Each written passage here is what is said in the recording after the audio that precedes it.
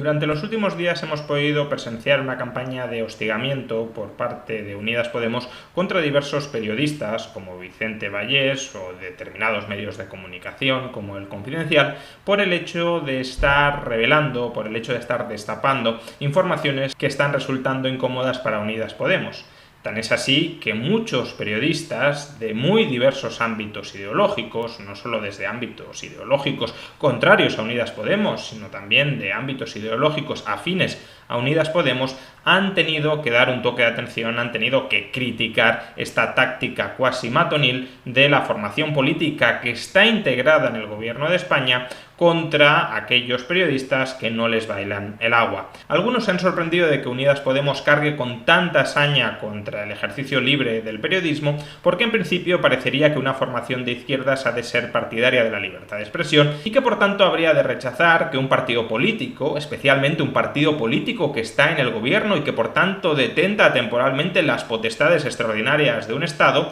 señale a los periodistas díscolos y lance contra ello a sus huestes pardas. Pero en realidad no hay nada extraño en que Unidas Podemos cargue contra aquellos periodistas que le están perjudicando electoralmente, aunque sean periodistas que puedan estar diciendo la verdad. Como voy a intentar explicar en este vídeo, la ideología de Podemos es de raíz incompatible con el ejercicio de la libertad de prensa. Podemos lleva en su ADN ideológico el ataque contra todos aquellos periodistas que divulgan información que atenta contra sus intereses electorales, contra su capacidad para mantenerse en el poder y para ejercer el poder del Estado. Para Podemos, el Estado, como emanación de la voluntad del pueblo, de la voluntad popular, ha de tener una soberanía absoluta sobre la sociedad. Aquello que quiera la gente, aquello que quiera el pueblo, debe imponerse sobre toda la comunidad sin rechistar, sin ningún tipo de limitación, sin ningún tipo de restricción, porque, como digo, la voluntad del pueblo es absolutamente soberana.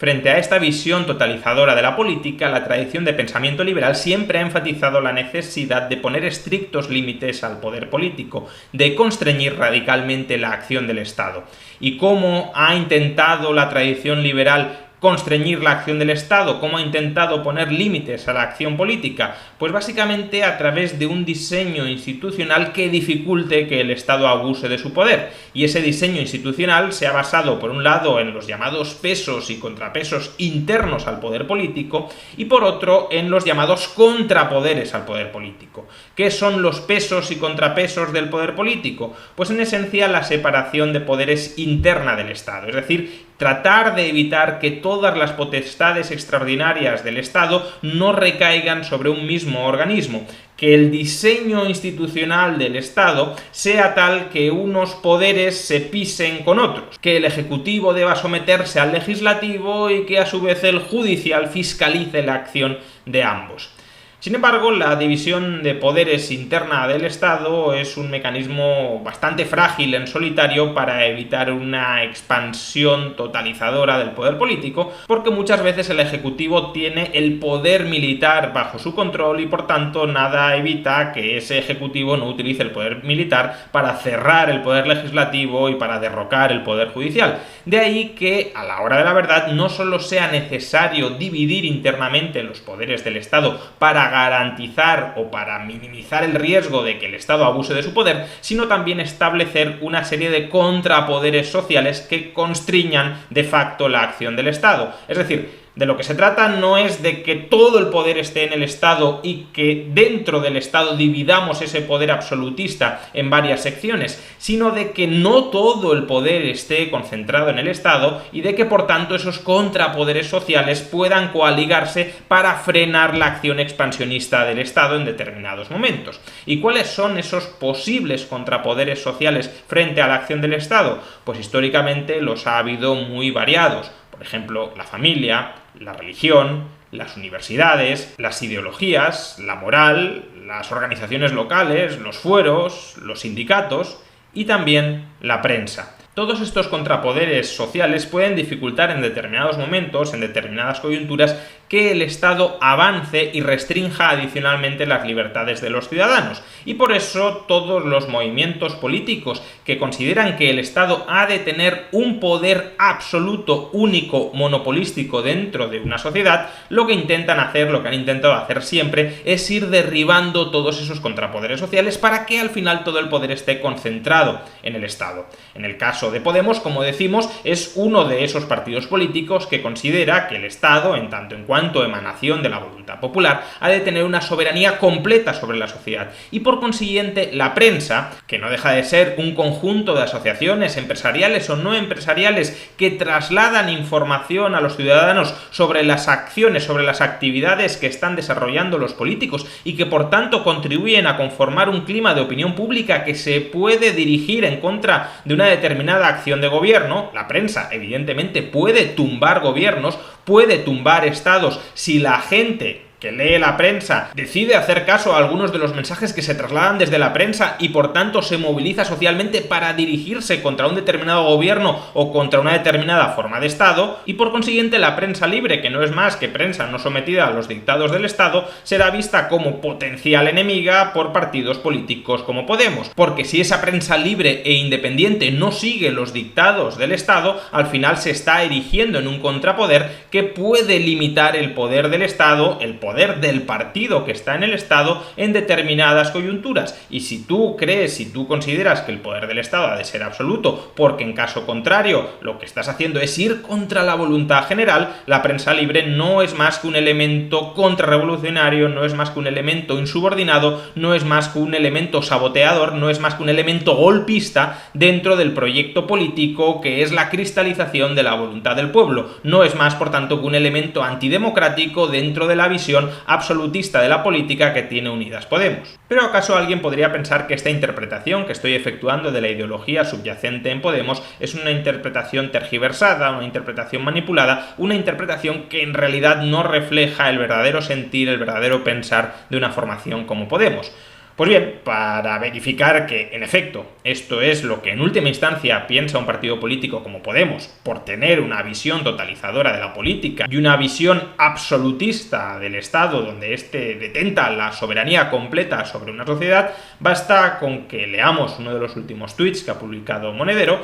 y también basta con que escuchemos algunas reflexiones que efectuaba el hoy vicepresidente del gobierno, Pablo Iglesias, hace algunos años, cuando opinaba sobre qué significaba para su modelo de sociedad la prensa libre. Vamos primero con el tuit de Monedero, un tuit de hace apenas unos días. Dice: a ver, periodistas, la libertad de prensa pertenece a la ciudadanía, no a las empresas de comunicación ni a los periodistas. Se delega si trabajas con objetividad, no cuando eres parte de las cloacas. La libertad de cátedra no nos pertenece a los docentes, pertenece a la sociedad. Fijémonos que aquí Monedero lo que está diciendo es que la libertad de expresión, la libertad de prensa, no es un derecho individual. La libertad de expresión, la libertad de prensa es una concesión, es una delegación que la sociedad, que la comunidad política efectúa a algunos individuos, siempre y cuando esos individuos trabajen de acuerdo con los criterios que decide la sociedad, que decide el colectivo. Por consiguiente, si la libertad de expresión, si la libertad de prensa es una concesión del poder político a algunos ciudadanos,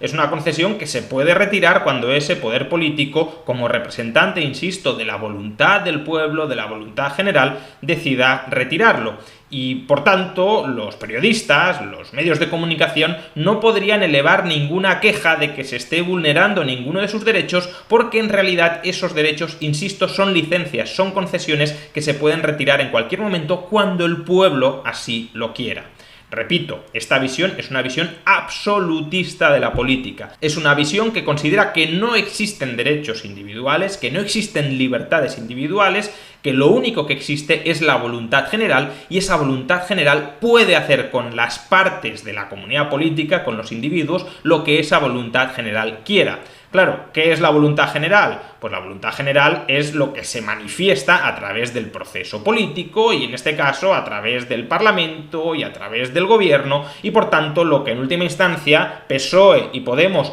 como miembros del gobierno deciden que es la voluntad general. Y en definitiva lo que está diciendo Juan Carlos Monedero es que el Estado sí está legitimado para censurar a aquellos periodistas que ese Estado considere que no están ejerciendo adecuadamente su labor. Fijémonos cómo contrasta esta visión absolutista y totalizadora de la política con la visión del pensamiento liberal. De acuerdo con el pensamiento liberal, los derechos son inherentes a las personas y por tanto son derechos frente al Estado. El Estado en ningún caso está legitimado para cercenar la libertad de expresión o la libertad de prensa de los individuos y por consiguiente, aunque haya sectores dentro del Estado que están muy molestos con algunas de las cosas que están diciendo algunos periodistas, esos sectores dentro del gobierno, dentro de los tribunales, dentro del Parlamento no estarían legitimados para cercenar un derecho del que no pueden disponer, un derecho que es de cada persona frente a todos aquellos que intentan censurarlos. Vamos ahora con las declaraciones que efectuó Pablo Iglesias ya hace algunos años, hace 7 años, pero que siguen siendo muy representativas del pensamiento del que hoy es vicepresidente del gobierno. Yo creo que es crucial,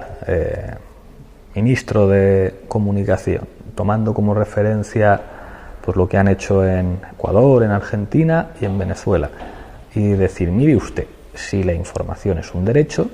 en la medida en que un derecho se convierte en susceptible de mercantilización y en susceptible de ser una propiedad privada, se convierte en un privilegio. Por lo tanto, lo que ataca la libertad de expresión es que la mayor parte de los medios sean privados. E incluso que existan medios privados ataca la libertad de